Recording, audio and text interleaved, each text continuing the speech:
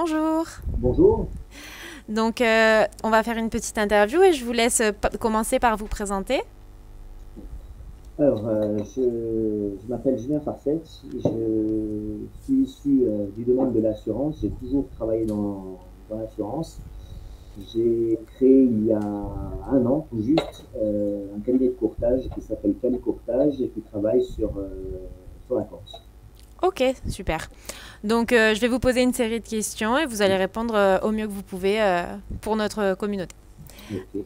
Donc, la première question, c'est comment décririez-vous votre rôle en tant que courtier et quelles sont les principales compétences requises pour réussir dans ce métier? Alors, mon rôle en tant que courtier, c'est d'essayer de me démarquer de tous les réseaux traditionnels qui existent depuis très longtemps sur le marché, qui est moi je vois ça comme ça, c'est d'apporter une réelle solution personnalisée au client. Ok, J'entends par là que quand un client rentre chez un agent général, la réponse qu'on va lui donner, c'est oui ou non. On peut lui ok, convenir ou pas.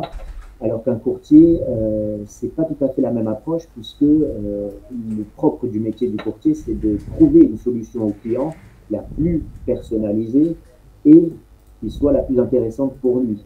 Donc, si vous voulez, techniquement, j'essaye de me dire que je ne peux pas dire non à un client hormis les situations qui m'empêchent de dire oui. Mais en fait, mon but, c'est de trouver inexorablement une solution positive au client.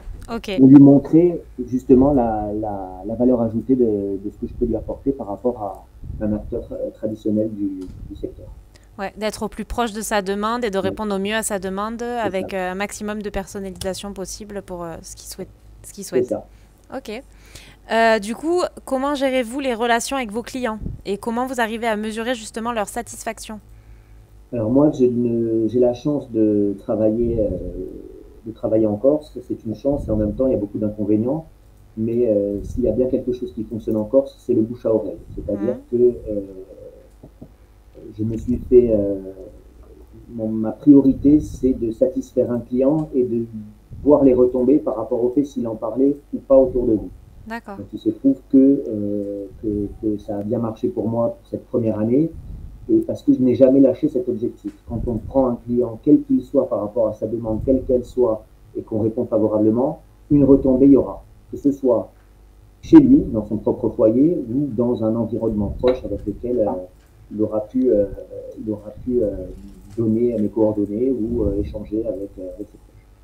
Donc ça va vraiment, la relation client, ça va vraiment être cette partie Oui, importante pour vous et qui va être oui, gérée plus, par exemple, au téléphone ou entre humains. Il n'y a pas forcément oui. de relation. Pour l'instant, non. Ouais, Après, je sais qu'il y a de nombreux outils qui vont s'offrir à moi pour développer mon activité, mais pour l'instant, c'est vraiment ça. Parce que, justement, si on personnalise la relation client et qu'on arrive à adapter les solutions propres à chacun, je considère que les retombées pour l'instant sont plus importantes que si je mettais un post avec des promotions sur Internet, comme beaucoup de compagnies ont tendance à le faire. ok. Privilégier le côté humain, quoi. Ouais. Ensuite, du coup, comment est-ce que vous utilisez la technologie pour améliorer du coup votre productivité ou votre efficacité? Alors, Site internet, réseaux sociaux. la technologie, ben, j'ai un logiciel de courtage qui m'oblige à travailler sur Internet. Après, sur les réseaux sociaux, en cette première année, je me suis essentiellement focalisé sur la demande clientèle et je n'ai pas cherché à forcément me mettre en exposition parce qu'il fallait mettre en place tous les process de production, il fallait mettre en place tous les partenariats. Donc, j'ai préféré optimiser mon temps là-dessus. Maintenant, un petit espace sur LinkedIn. Je travaille beaucoup avec LinkedIn pour la simple et bonne raison qu'un pro va toujours dans cette optique de relations humaines, va forcément m'apporter plus de retombées parce qu'il y a la partie professionnelle et donc l'entourage professionnel et la partie particulière. Donc, j'ai préféré privilégier pour l'instant LinkedIn, mais il y aura sans doute d'autres réseaux sociaux qui viendront par la suite. Ok. Et vous êtes seul dans votre Oui, entreprise? D'accord.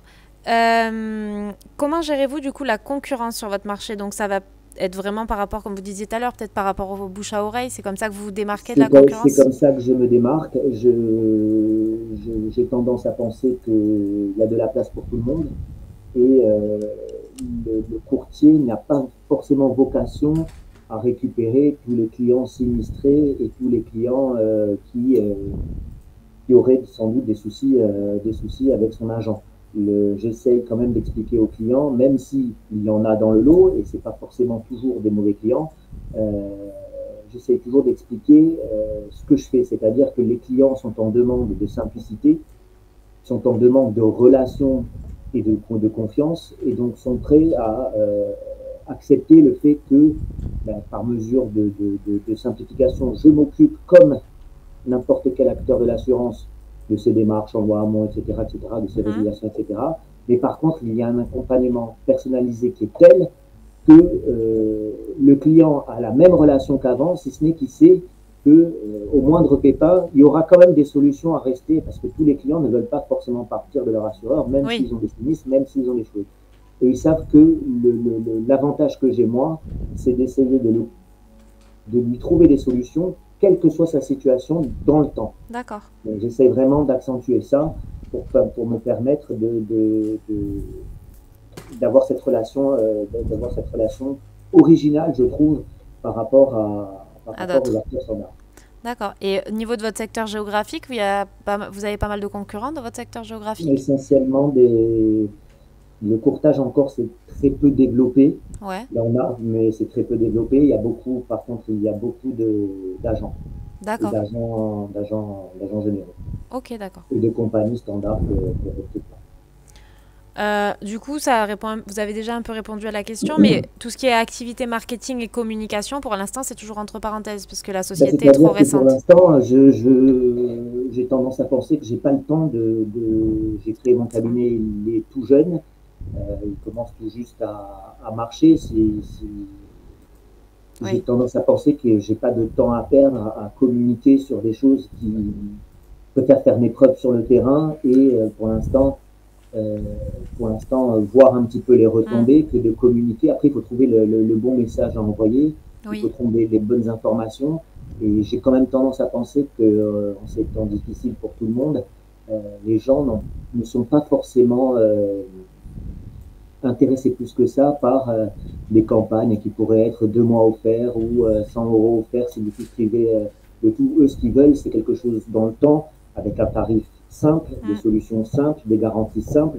Ils n'ont pas forcément, j'ai l'impression qu'ils sont moins intéressés par les campagnes qu'on peut trouver sur le marché, Oui. en essayant de globaliser une offre qui, forcément, dans le temps, une fois que la réduction est passée, va retomber dans ses travers. Oui, c'est sûr.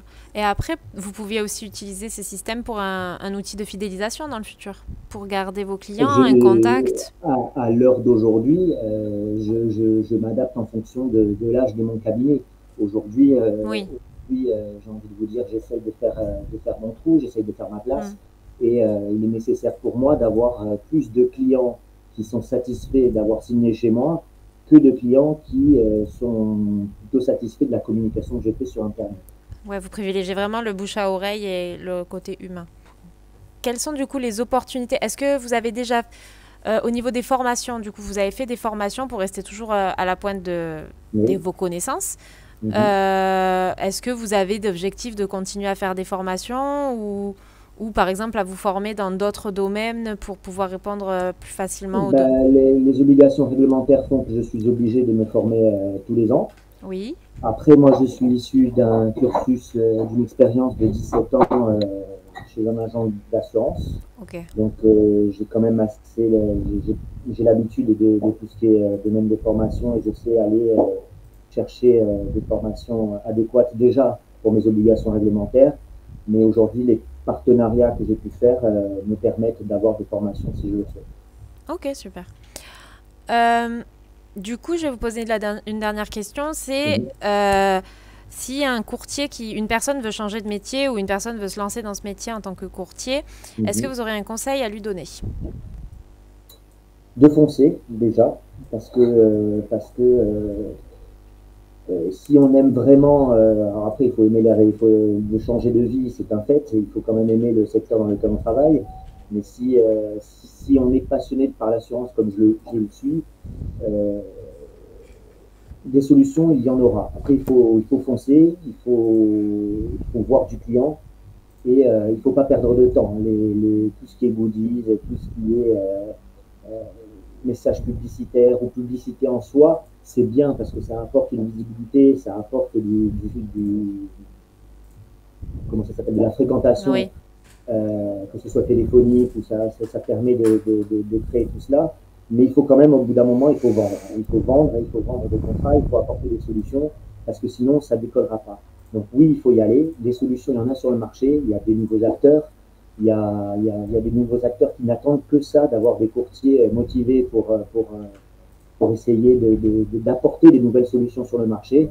Mais il faut y aller, il faut aimer la relation humaine et notamment dans le courtage, il faut aimer la personnalisation.